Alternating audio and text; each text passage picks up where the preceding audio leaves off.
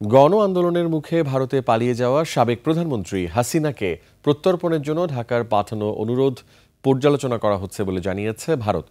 দেশটির পররাষ্ট্র মন্ত্রণালয়ের মুখপাত্র রণধীর জয়সওয়াল সংবাদ সম্মেলনে জানান, বাংলাদেশের পাঠানো চিঠি ভারতীয় বিচারিক ও আইনি প্রক্রিয়ার অংশ হিসেবে পর্যালোচনা হচ্ছে।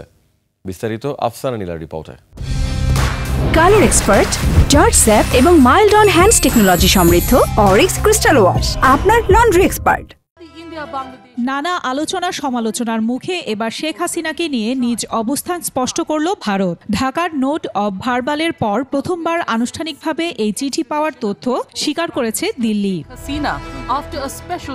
দেশটির পররাষ্ট্র মন্ত্রণালয় থেকে জানানো হয়েছে, শেখ হাসিনাকে নিয়ে ঢাকার পাঠানো অনুরোধটি পর্যালোচনা করা হচ্ছে। ভারতের পররাষ্ট্র মন্ত্রণালয়ের মুখপাত্র রণধীর জয়সওয়াল এ তথ্য জানিয়েছেন। হ্যাঁ, আমরা বাংলাদেশের কাছ থেকে একটি অনুরোধ পেয়েছি। এটি বর্তমানে চলমান বিচারিক ও অভ্যন্তরীণ আইনি প্রক্রিয়ার অংশ হিসাবে পর্যালোচনা করা হচ্ছে। তিনি বলেছেন, বাংলাদেশের গণতন্ত্রের প্রতি সম্মান রেখে ভারত সিদ্ধান্ত নেবে। বাংলাদেশের জনগণের কল্যাণ, শান্তি, গণতন্ত্র, অন্তর্ভুক্তি ও স্থিতিশীলতার প্রতি আমরা অঙ্গীকারাবদ্ধ।